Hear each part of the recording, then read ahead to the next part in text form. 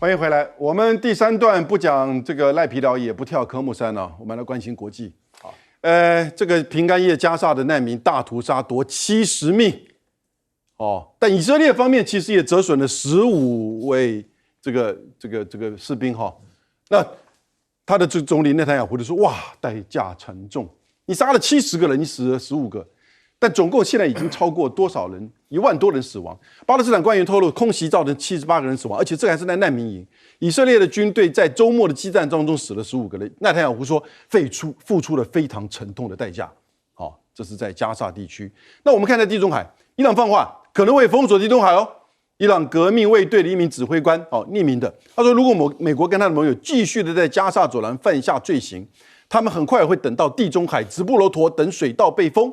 这主要是指在红海的攻击跟影响到就是这个苏伊士运河。那中东地区的紧张加剧，伊朗海军已经取得新的巡弋飞弹，这巡弋飞弹名称叫塔拉耶巡弋飞弹还有这个侦察直升机。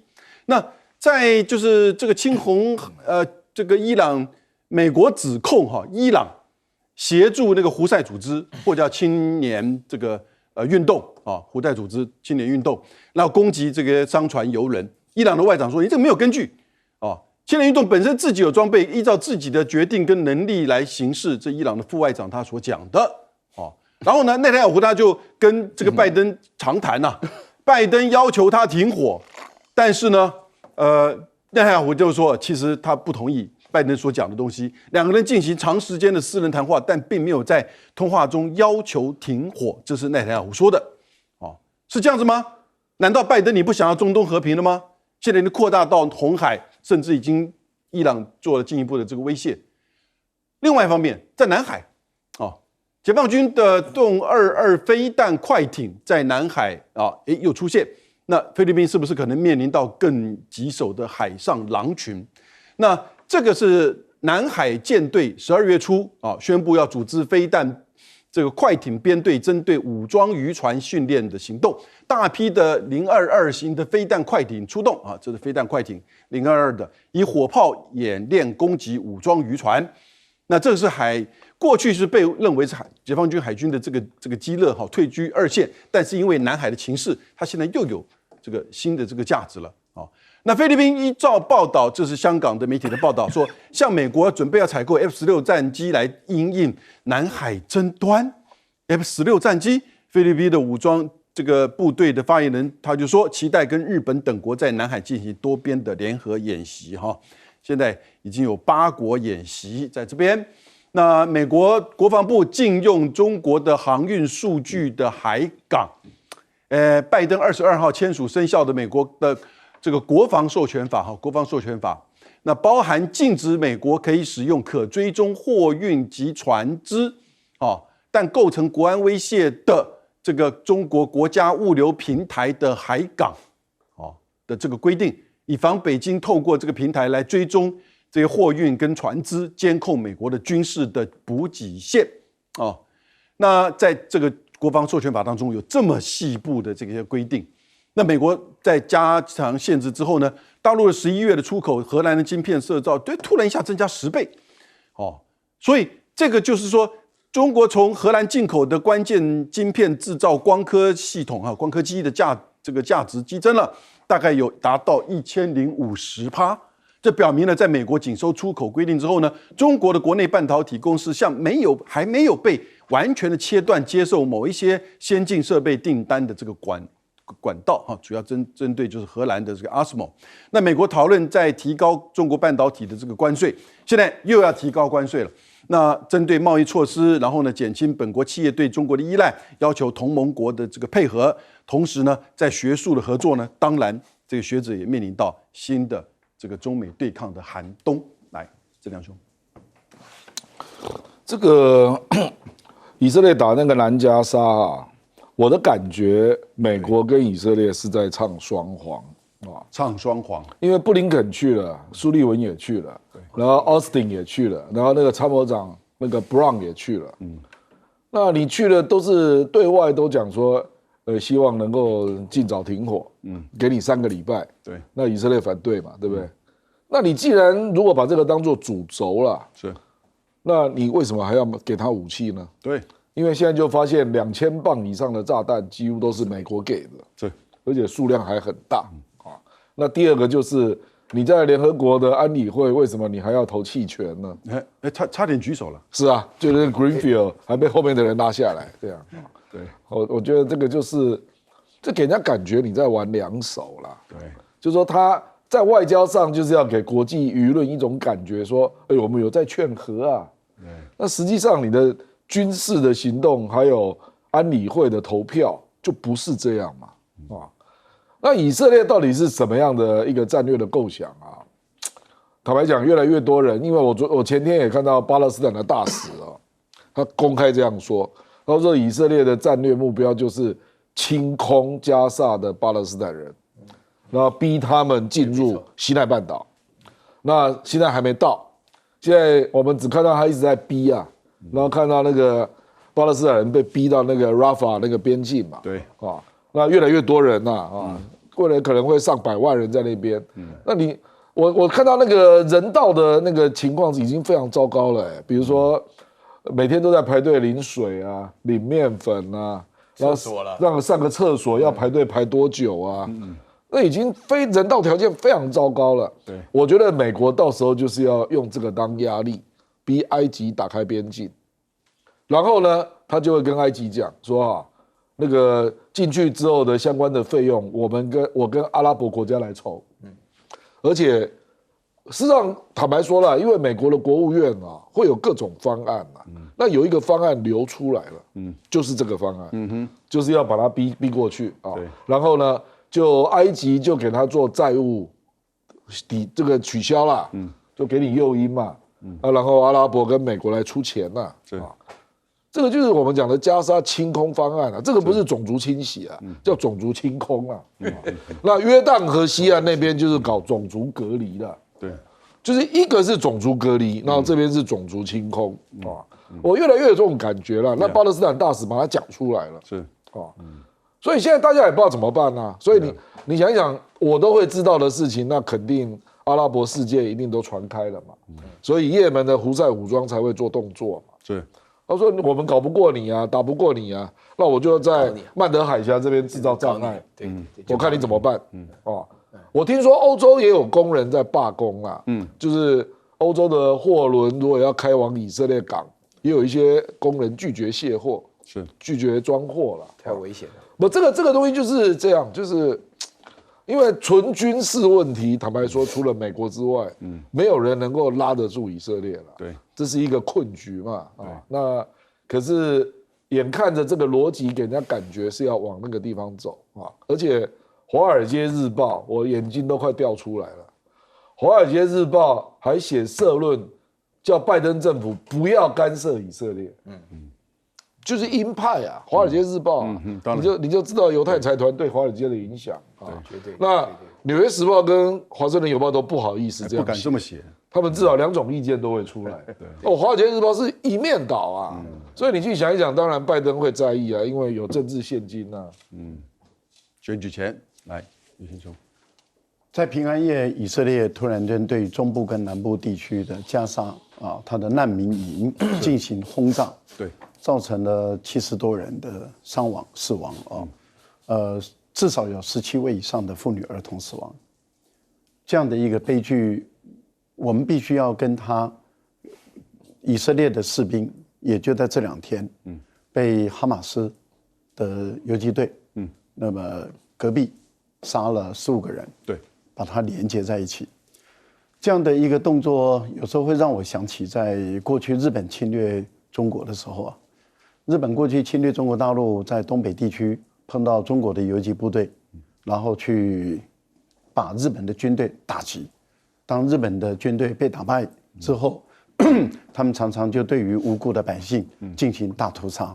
我们有时候要把它连在一起来想，因为如果把它连在一起，我们就觉得这是一种报复行动。这个实在是一个，如果以色列真的是因为他的15个战士、15个以色列士兵被打死，他采取的报复行动，这个是不可原谅的事情。因为这样的行为就跟日本的军国主义在中国的土地上所干的是一样不可原谅的事情一样。我觉得这是必须要把它连在一起。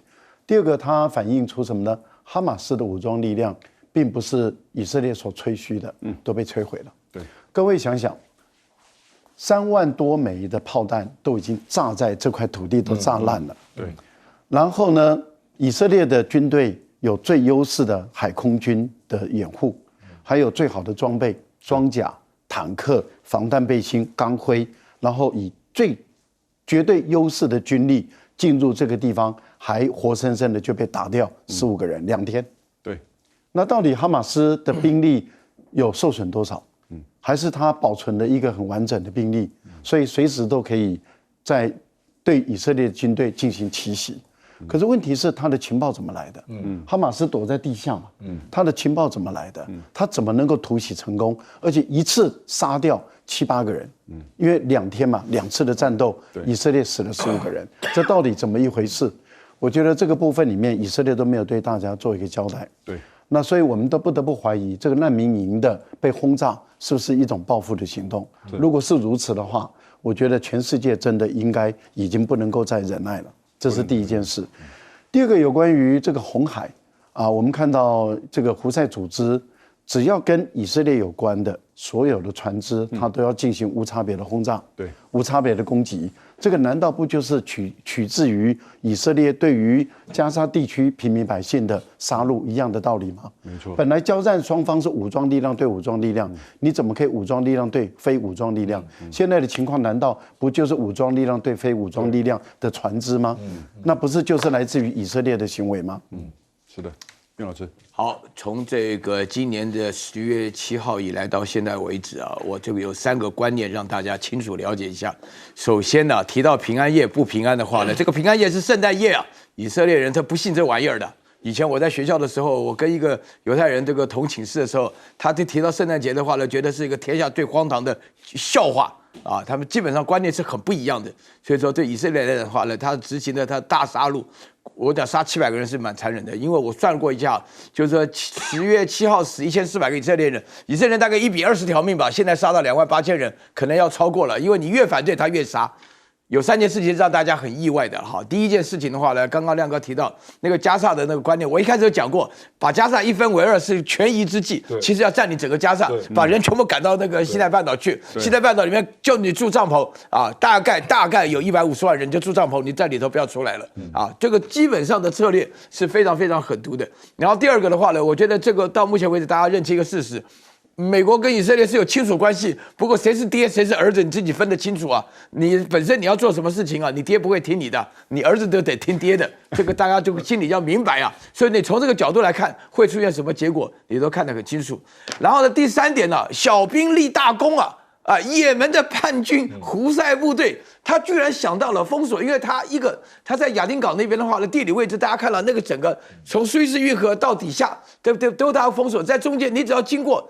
大部分以色列需要补给，补给当中除了粮食、除了武器，还有其他的民生用品。以色列跟也门是一样的，什么都不产的地区，他来了船，你只要跟以色列有关系，通通炸。哇，不得了！弄到现在的话，我那个时候连我们自己的长龙都停了，都不敢过苏伊士运河。大家知道啊，苏伊士运河是非常繁忙的，对不对啊？每一天的话都忙得不得了。大家以前看到长龙有一架那个船躺在苏伊士运河阻涨，到现在官司都没解，它里面通过的船啊要求太多了。所以这3件事情合起来，说明一个非常重要的重点，就是说呢，我觉得以色列即使打赢了这场战争啊。会使得世界上所有人都明白，只有靠狠，只有靠杀光，才能够解决战争所引发的问题。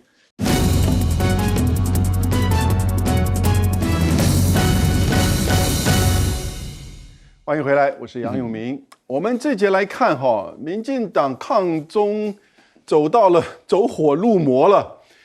怎么说呢？因为有一个民进党立法员叫许志杰啦。他就批，就是这个他的对手，国民党的立委提名人哈，在跟他同一学区，他的对手叫钟义忠啊，跳这个扫街的时候跳科目3啊，许志杰就开创说啊，你帮对岸做武统啊，这个也能够连到哈，那你等于帮人家做宣传嘛。他说钟义忠被中国文化统战，乐在其中，做了最不好的示范，哦。那网友就说啊，我真的服了，什么都统战。那国军人员跳科目三不就是背叛台湾？我们不要跳科目三，我们就喜欢吃美国的什么东西吗？是不是？哦，那科目三就是一般网友这样讲，就是因为上海考驾照的科目1、科目2、科目3，不过那只是一个名称啊。睡前吃零食看政论，宫斗剧蔡英文的最爱啊，最爱什么？最爱的泡面被厨师没收了，因为蔡英文他讲他自己爱吃泡面。吃到了那么多，都被他的厨师没收了啊，为他健康了。而且重点来了，他说他最近开始看起《延禧攻略》《如懿传》《甄嬛传》的宫斗剧。你也是被什么被系统啦，是不是？哦，武统系统。那林楚茵，我们看一段这个影片哈。林楚茵批抖音后，这个账号被挖出来，3个绿人跳舞，画面惊呆这个网友啊。然后呢，你看3个绿人，许淑华、梁文杰、林楚茵。然后呢，2020年林楚茵还在立院说，她喜欢看爱奇艺耶，对不对？哦，各位，刚才那个3个人跳的不是科目3啊，但是呢，他们也跳得很爽啊，对不对？那民进党，你还想要不要年轻票啊？是不是？那这个民进党现在抗中了，年轻票都不要了。然后呢，你看俄罗斯芭蕾舞团，他也有跳科目3呐。我们再看这个影片，那是不是他在沈阳演出的《天鹅湖》之后谢幕时候，他跳起了科目3？这个犒赏观众这么支持嘛，对不对？那所以这个是怎么样？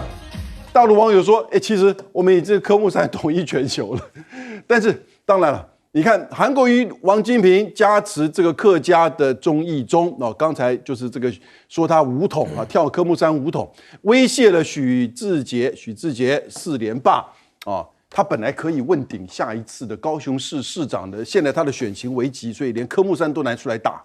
那你看屏东的选情呢？非绿势力集结反潘孟安啊，然后呢？这个苏孟纯有望成功接班苏正清哈，苏正清上一次在选县长这个市长的时候，其实呢有县长的时候只差一点。那屏东南部这一次国民党并未提名绿为这个候选人，由前立委苏清泉代表公开支持苏孟纯，然后另外传出国民党屏东县的议员周典伦、柯文哲等系统也都低调支持苏孟纯，连众多民进党老党员也都是默默支持他。现在这个是我们的讯息，共识就是想一口气扳倒潘孟安的接班人，叫做徐富奎公开给潘孟安势力的一个教训。那赵少康他说，两岸紧张影响到农渔民的收益。那农业部日前指出，中国已经落居台湾的第4大外销这个市场。赵少康认为农业部失职，并且提出8点看法。包含这是两岸关系紧张所导致，让渔民、农民的收益受到极大的影响。农政主管机关难辞其咎。然后呢，台湾应该重视维护中国大陆市场。这个是真的讲的是为我们百姓讲的这个公平的话。那赵少康南下屏东造势，到屏东造势。那中客游台比演习有用。他说，民进党执政8年与中国没有沟通交流，更认为中国的游客看到台湾人有礼貌友善，为什么打台湾？强调中国大陆的这个游客对台湾是好印象，比起演习要有用的多了这是他的这个政策发表会的时候，他也是这样讲。那赖清德现在认清你的身份了没有？台湾现在跟中国关系不好，侨胞持中华民国的护照从这个应该是加拿大入境古巴遭拒，结果呢，外交部就回应了，外交部说呢，古巴尽管单位向他表示，因为这是原先的台侨了，说。这个古巴承认一个中国原则，因此不承认台湾护照，要将这5个人当下在就是原机遣返已经被遣返了。那台湾外交部说呢，严先生大声的争辩，今年5月、6月、7月都有台湾朋友持中华民国护入境，但这个古巴官员只说，这是新政策，台湾现在跟中国的关系不好。赖清德说中华民国总统是神话，非鄙视。侯办说，难道赖不是在选中华民国总统吗？对不对？难道就是这个赖清德是决定了台独万岁了吗？郑亮兄，这个科目3会红，事实上跟抖音有关啦，就是那个平台它那个病毒行销，它会把相关的东西都凑在一起，你就连续收到。对，所以你的印象就越来越深嘛。怎么从海底捞啊到各种场合，很多人都在跳啊。是啊，我跟你讲啊，许志杰这个就是跟现代科技完全脱节了。是啊，你如果现在去钱柜、去 KTV， 你可以去看那个排名前10的歌曲，我跟你讲，都有5条至6条是大陆歌曲。是，对，你只要去唱，你就知道了为什么会这样。那人家都是从抖音听到的，那就逐渐就传开了。对，会唱。就说你落伍成这样，你这样以后怎么选市长啊？你都不知道现在年轻人的传播工具是什么吗？好，那这个只能够怪台湾自己啊。比如说大陆的连续剧也有在台湾收视率很好的啊，连蔡英文都想要看《甄嬛传》《如懿传》《延禧攻略》，对不对？就是这个东西就是人家拍的比你好嘛。当然台湾也有拍的不错的啦。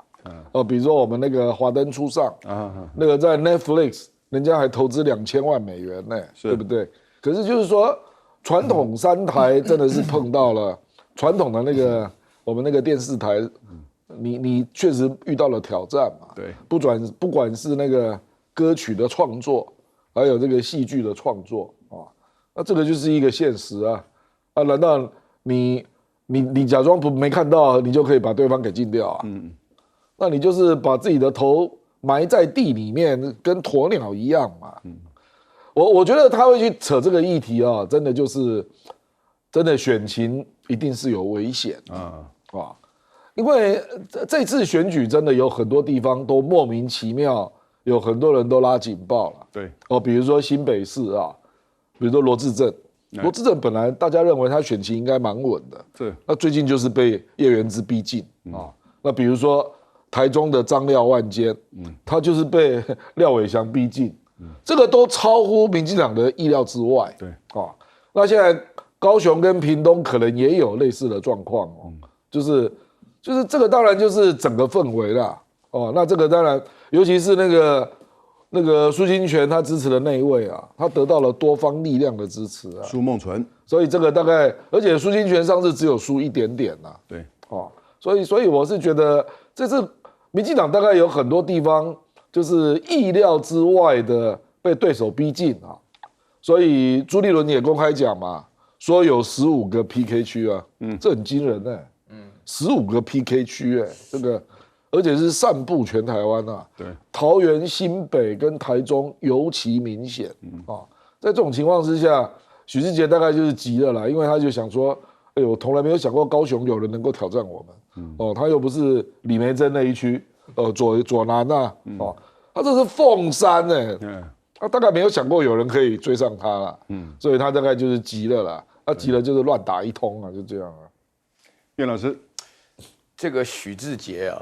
真的是非常非常的狭隘，坐实了，就是说前一阵子有位某位这个立法委员后来被罢免了，就原来反中反到反中文了，他完全就没有任何的核心理念了，他不知道反中，你要是讲得出道理来，我还没话讲，你反中文你自己本身又离不开这个，我分3个部分来讲啊，首先第一个。这个科目3已经流行了一段时间了。坦白讲，现在年轻人去问问看，哪个人不看小红书啊？哪个人买东西不用淘宝啊，不用虾皮啊什么的？因为这个根本就是沛然莫之能御，挡都挡不了啊！你要了解年轻人是未来，这是第一点啊。你现在讲这种观点的话呢，你讲到这俄罗斯的芭蕾舞团，世界有名的，大概是第一的，人家本身都来凑这个热闹，也说明这种文化的这个含义已经深刻到让每一个人都朗朗上口，每个人都能够上手，这是第一点了。然后第二点的话呢，我们反观大陆本身来讲，目前有非常非常多的方案，其中最重要的就是说是台湾的好，农创、科创、文创都觉得我们好啊。大陆跟台湾学的，你到大陆随便看，卖香肠的都讲台湾香肠，大肠包小肠，人家为什么有这种胸襟？为什么我们没有？就是人家觉得你好啊，人家不会是宣扬我们这边的赖神啊，对不对？那很差啊，对不对？人家就是说看到好的，就是可效仿嘛，可效仿，可以学习嘛。这是第2个部分，就是说我们要知道，因为大家要了解这个趋势啊，慢慢发展这个整个程度啊、内容啊、想法、观念就已经拉开了。然后第3点的话呢，我必须要强调一下，就是说目前为止台湾呢搞的这种选举这个各方面呢，为了选举真的杀红眼。但是赵少康他讲的这句话，我觉得他有个观念非常重要。我记得他以前讲过说。新加坡、香港都非常羡慕台湾的地位为什么？因为我们的的确确是同文同种台湾人不管怎么讲，从厦门可以生意一直做到乌鲁木齐，就是这个语言，就是这个语言。如果说你像香港这个广东话，你也听不懂，他讲出来，他讲的普通话，你一听就知道香港来的，还是有一点差别嘛。那新加坡本身来讲的话呢，他们自己有自己的腔调，各方面。台湾是最方便，台湾怎么可以不要大陆市场？而且大陆人对于台湾的产品各方面来讲，你只要有个贸易公平性，你只要不怕，你要敢竞争，你对大陆有所了解，你自然会有所发展。尤其是我刚才讲到台湾的农创，本来是台湾的强项，你不让它进去或者被禁止，那这个问题就大了。叶金兄，抖音歌曲是台湾的重要的流行歌曲的一个重要的平台，是有很多歌曲在抖音红了以后就流传到台湾来。这个最主要是因为台湾的年轻人，包括很多的中学生、大学生，很多的年轻人很喜欢抖音，很喜欢看抖音、刷抖音很方便，而且呢可以获得很多创意的题材。科目三其实就在台湾的抖音在很早以前就流行了，大概已经有1个多月、2个月了。而且呢，风靡，很多的网红也都因为抖音而它的这个点击量一直上升。这个对于他们本身来说，他们觉得很开心，是因为什么呢？因为他们在很多台湾的重要的一个景点例如说有时候是后面有地标的，他们就在那个地方跳科目三。然后台湾的你也知道，台湾的街舞是非常的盛行，也很发达，年轻人也很喜欢这些街舞所以我们看到好多的这些年轻人，台湾的年轻人他们跳科目三的时候，他们的创意无穷。哇，科目三很快的，不但在两岸之间流行原来是在于广西嘛，后来在大陆流行，然后吹到台湾来。那两岸之间流行了以后，就吹到了海外去，那吹到了德国，吹到了俄罗斯，好多的国家都开始在跳科目三。科目三如果要跳得很漂亮，不容易而且老人家最好不要跳。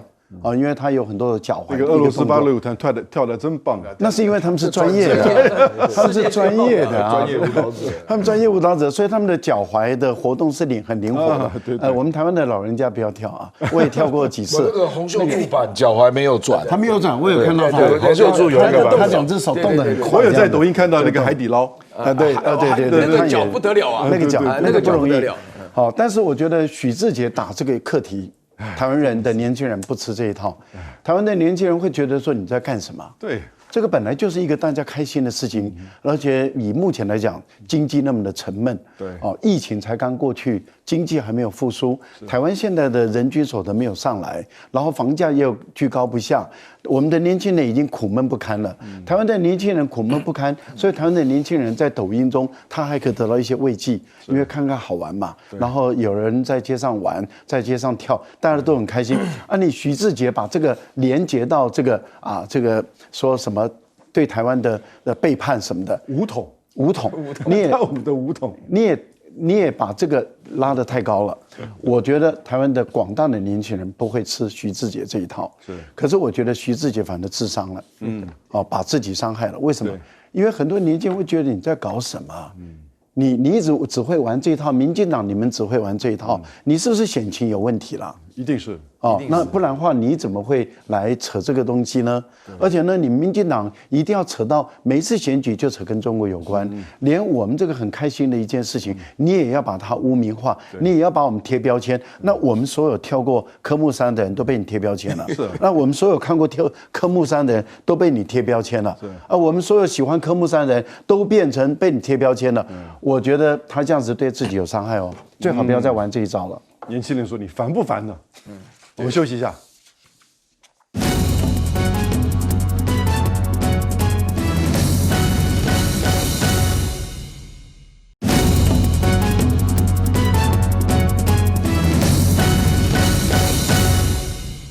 各位好，欢迎收看《新闻大白话》，我是今天的主持人杨永明。来，我们先来看最新的发展赖皮寮的这个罗生门有一点各持不同的主张。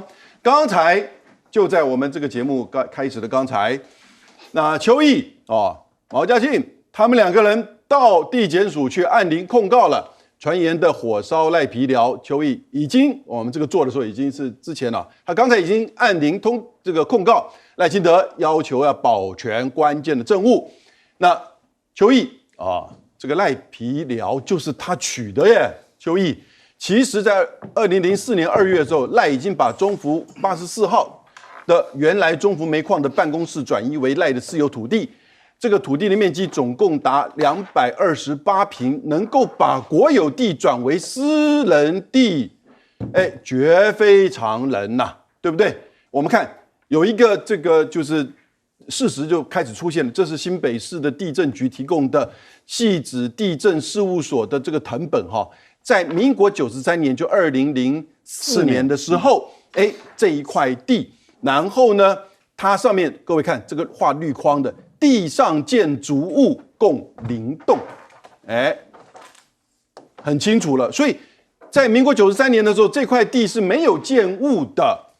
然后呢，到了民国100年，就有出现所有权人赖某某。然后呢，在整个就是这个地址啊，那这个就是谁嘛？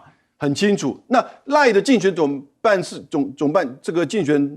这个办公室就说，赖清德原始的户口名簿原户长赖朝金已经在民国49年死亡，赖母赖同好这个继承为户长，然后呢，整边的住址就是中福路84号。我们讲中福路84号，其实就是那栋新的那一栋啊，但是呢，旧的那一栋是85号，先有85才有84。然后呢，另外一个事情这个是。谢克阳他提供给我们的，你看，这个就是当初他们在找地的2个人，结果你去看 Google Google 本来说会物化处理，但这个物化处理只是把脸拿掉但是结果赖皮寮那边2个维安人员整个都被就是误掉了那所以这个是谁造成？谁有这个权利呢？是只有国家机器才有这个权利吧？那有这个例子因为前国防部长严德发也是在就是说 Google Map 那个时候意外的让爱国者飞弹基地曝光，所以呢国防部就协调与 Google 的协调，基于国家安全考量，请他们配合，就那个爱国者飞弹基地就从 Google Map 上面消失了那可是我们也打电话去问国安局了，那这2个人为什么会整个被码掉呢？国安局的回应是，本局并未要求 Google 相关处理。该名清洁工人，他们认为是2个是清洁工人那有没有向 Google 主张肖像权？他并不知悉。哇，我们现在如果被任何人被拍到，你主张肖像权会帮你整个码掉现在看起来好像变成这种事了。就有人就开始来这个就是这个巧心他真的是也蛮厉害的。他说民进党好像很气我去打卡。这个就是那个中福路84号，然后为了不让党不开心，那我也顺应国家的机器来一张隐形斗篷赖皮树致敬，整个码掉了。那苦苓就讽刺这个巧心说，曲巧心笑得那么开心，你知道你背后有多少在矿灾冤死的亡魂吗？至少有103位正在看着你，建议巧心赶快去技改，否则会不保遭天谴。这话讲得很重然后呢，这个赖清德办公室说，在12月24号新闻稿说，疫情期间台湾的经济成长率全世界第1耶，结果马上被这个就是所谓的这个调查到底是不是真实的事实查核中心说所查与事实资料不符合。你看疫情期间台湾的经济成长率世界第1，那网友说，那你知道背后有11000多人死亡吗？而且你讲的第1还被认为马上被打脸。那至于说这是网友做的酷手的图啦，这不是真的图说早上10点参观赖皮寮，然后呢这个矿工纪念馆，然后接野柳整个这个行程都出来了。那所以也就是说，这个我爱说谎，我爱假哭，我要耍赖这个再强调一次，这个不是真的图片这是网友的酷手的图，我们只是借用。那张友化他说赖皮寮是龙穴，拆了就变蛇龙，那所以呢赖就完了。而且正面开了一个对称的6扇门6扇门跟一般的住宅不一样，这叫做帝国之门所以呢，赖皮寮打败信赖台湾那因此呢，这个信赖台湾就变成这个赖皮寮我们今天有3位这个评论员，分别是这个我们非常3位都是我的敬仰的对象，赖元先赖教授，主持人好，观众朋友大家好。这个耶鲁政治学博士郭正亮，大家平安。还有台大哲学系教授苑举正苑老师。有没有好？各位观众朋友，大家好。来，正亮兄，这个苦苓想要玩悲情是不是？那你去查一下赖清德赖清德2003年新建这个房子那时候他是立委那后来他又当了台南市长，又当了行政院长，后来又当了副总统。对，你去查一下他当立委的时候，在立法院的质询，请问他有质询过矿工的集体居住权这个问题吗？你去查一下他当行政院长的时候，在行政院会内部的开会，他有没有提过矿工的居住权的问题？没有游淑慧去找了，没有找到。游淑慧没有找到确定没有。那你不是说你从小就心心念念看着矿工居住的困难，你就是这样长大的不是吗？那结果你飞黄腾达了，当了立委，当了台南市长，你有去要求进度吗？有提出过这个问题吗？所以苦苓先去看看赖清德干了什么事了。你还要讲徐巧芯呢？赖清德是当事人呢，他现在是用这个矿工很可怜他们的很多的住宅到现在法律地位还不确定有地权没有房屋权，这是一个事实嘛。那你当过行政院长，你有协助处理吗？我跟你讲新北市2019年还行了一个公文给内政部那新北就想处理这个问题那就说这个是属于非都市计划的管制土地，那请内政部予以松绑，我们才能够进一步处理。对，2019到现在，民进党执政的内政部从未处理2019就已经执政不是吗？那民进党都没处理那你赖清德还当过行政院长所以你要讲什么呢？在这里在那边打悲情牌，打这个的同情牌，人家在讲你这个房屋法律地位有问题，你就去扯邻居人家说你台独，你就去扯说侯友宜跟柯文哲也是台独你这种人有没有 guts 嘛？面对自己的问题你就从来没有帮助过你的邻居嘛？那个地方的有多少人那可能上千户那个如果不是用一个我们说非都市计划的管制区一起集体处理，给予一个新的定位，那个各县市也没有办法处理所以这个要中央地方合作才能够真正处理对，结果你当立委2003到你当副总统，现在已经都2023了，20年你从未协助处理还在那边胡说八道什么？你最同情矿工，太恶心了啦，太矫情了啦！而且我认为邱毅他爆那个料如果属实了因为邱毅是去发现说好像地址有变嘛，因为事实上我们有看到他父亲罹难那个时候的新闻报道，那时候是写中福路31号，对，那后来他的住所是84号嘛，对所以你是原来的公寮新建房，还是有额外买地那你如果是额外买地，为了孝顺母亲让她住好一点，这个我们也没话讲那可是你不是这样讲你说你是在怀念父亲所以在原址重建这是你的讲法所以为什么邱毅这个爆料值得新北市去查就是你是不是原来的父亲住的那个公寮，是不是？对因为我们坦白说了，我们也看到孙玉璇故居李国鼎故居孙立人将军的故居人家故居好歹会摆一点当年的用品嘛，让你去缅怀前人，对不对？那请问你有这样做吗？所以我说不要因为被人家揭露了一个事情然后就开始鬼扯故事事实上我们要求的很低我们也没有要你猜我们只是说对于那个过程，你有没有违法的部分，你是不是可以诚实一点啊？就是说你新建房屋的过程，你没有使照，没有建照，没有房屋税籍，所以没有缴过房屋税啊，是最近才开始收到啊。是，那这过程你有没有违法的部分？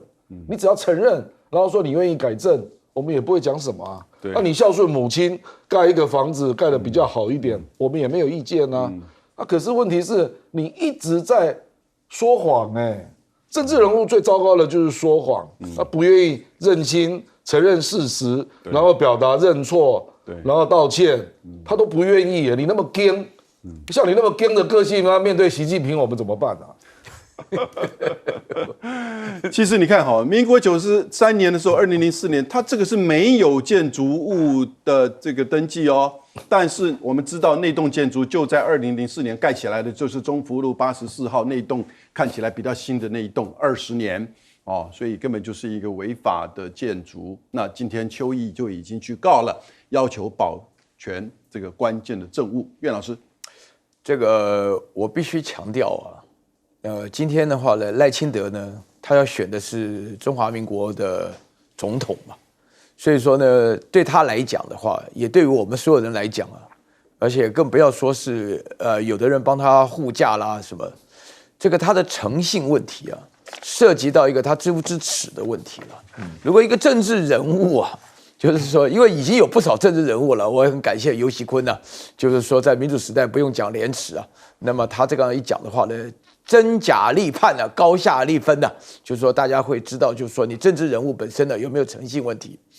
你这件事情啊，赖清德有3方面的错误了。我坦白讲了，第一个的话呢，就是说你本身有权有势的时候呢，这个事情啊，我坦白来讲啊，这个违章建筑、违建在台湾很多啊，要说是透过各式各样的这个修正啊，或者你原来有这个野心、有这个企图，位高权重的时候，你是可以做的了。我本来不觉得这个是件非常大的事情，后来我听到那个馆长陈之汉在那边学他哭的时候，我觉得很好笑啊，才发觉原来他哭的对象居然是总统候选人呐！我觉得非常惊讶，因为对你来讲，你刚刚没提到他干过副总统啊，对不对？对啊，就是说这个要为矿工，不要为矿工讲，完全为自私来讲的话，为了自己房子的合法化。这他也应该做的，他没做，然后他说他做了，然后第二件事情的话呢，他是谎上加谎，他用谎言来谎，就是说，哎呀，这个税单都没有来啊，什么大家都知道嘛。那实际上你根本就没有这个资格啊来谈这个事情，为什么呢？因为你根本就是既无地权又无房权，所以在这种情况下，大家都很清楚，你根本就不交税，你省那几个钱干嘛呀？我的天哪，你搞不清楚啊，那几个钱是不能省的，你要选这个总统啊，对不对？然后。第3件事情啊，这个不属于你，你怎么捐出去？什么信托，根本都莫名其妙。我现在可以拿总统府信托吗？它不属于我啊，我的信托啊，我是中华民国的公民啊，我的信托中华民国公民啊。日本时代能做这个事儿吗？你根本没有资格做的信托，所以错上加错。不过这个苦苓讲的话是尤其严重的错误，这不问苍天问鬼神啊！你要了解这个徐小新啊，我们政治啊需要幽默感啊。大家各种各样的哭手啊，是啊，就是说对不对？那个上次讲到那个文言文寒夜客来茶当酒啊，跟这个什么茶好喝，这个大家比较会心一笑，产生这种政治是需要一点幽默感的。徐小新做的事情其实是化解幽默感，他里面讲说，哎呀，不要让党感觉到怎么样，他自己做的。那苦苓讲说，哎，你要问不到这鬼魂啊，我首先强调，你证明给我看鬼魂在哪里。科学时代你讲什么鬼？然后第二点的话，你今天问这个事情的话，人家刚刚亮哥讲得很清楚啊，矿工死的人多了，对不对？哪一个人？我爸妈经过内战的时候也见了很多人死掉啊。那这些鬼神呢？民进党讲这话不怕鬼来抓吗？我不愿意讲这种话，原因就是我不相信这种东西。我相信科学时代，我相信本身来讲，我们民主就是科学延伸的一部分。大家只要问做的事情啊。情理法，你有没有兼顾到？你有没有说实话？最重要的是，你有没有一颗下决心领导大家的心？这才是最重要的。是，来，岳谦兄，户籍跟地籍是完全不一样的2个东西哈，一个是在户政事务所办的，一个是在地政事务所办的。地籍誊本里面它记载的是土地的所有权是属于谁的。户籍本身啊，并不代表这个户长也好，或者是里面的人也好，他就代表拥有这块土地或是地上物哦，那是完全两个东西啊，不能鱼目混珠到这个地步。而且我觉得不要去欺骗、瞧不起台湾人的智商。台湾人的智商很清楚，地籍就是地籍，户籍就是户籍。对。我可以为了选立委或者选议员，我把我的户籍迁到某一个地方，我可以承租一个房子，但是那个房子不是我的，但是我因为承租了，所以我把我的户籍迁到那个地方去，但不代表那个土地跟地上物是我的。我想大家很清楚，两回事。但是可以把它混在一起。我觉得这个赖清办的，要不就是智商太低，要不就是鱼目混珠，要不就是瞧不起、欺骗台湾民众的智商。可是台湾的民众的智商没有那么低，他分得好清楚，户籍就是户籍，地籍就是地籍，两件事情啊，所以不要鱼目混珠。第二个，如果以苦苓所说，他认为说啊，这个徐小新啊，对不起后面的亡魂。我跟你说，刚刚我们的制作人也有把赖清德在他的违章建筑里面的一些合照放出来，而且赖清德笑得很灿烂。那赖清德在他的合照，在他的违章建筑里面，很多的照片都笑得很灿烂的时候，那苦苓你也应该用同一个标准去攻击、批评、骂赖清德，所以你背后有多少亡魂啊？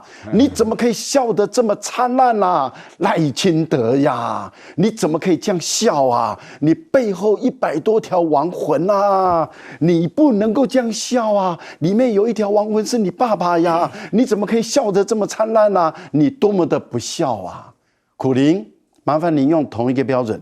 赖清德有好多照片都在当地哦，都笑得好灿烂哦。我觉得苦苓啊，用同一个标准对待每一个人，不能够因为赖清德有权有势，你就必须要巴结他。你对于无权无势的人多一点关怀吧。如果要谈到亡魂，坦白说，有一件事我就过不去了。赖清德在当台南市市长的时候，他的登革热失控，这个是有记载的哦。他的登革热失控的时候，长达6个月，2万多的台南市民被感染，有后遗症哦，里面有100多人是死亡。那这个部分里面，如果以苦苓的标准来说，那由于一个市长他本身处理他的公共卫生不当，造成台南市的登革热的严重失控，然后2万多的市民感染，100多人的亡魂。这笔账要怎么算？我觉得苦苓好好的帮我们的台湾的民众，帮我们的台南市民算一算这笔账，这笔账才是真的应该要算的。我觉得苦苓不能忘了100多条亡魂是在赖清德当台南市市长的时候所制造出来的，而且疫情期间也死了11000多人了，对不对？我们这段到这边。进一个广告。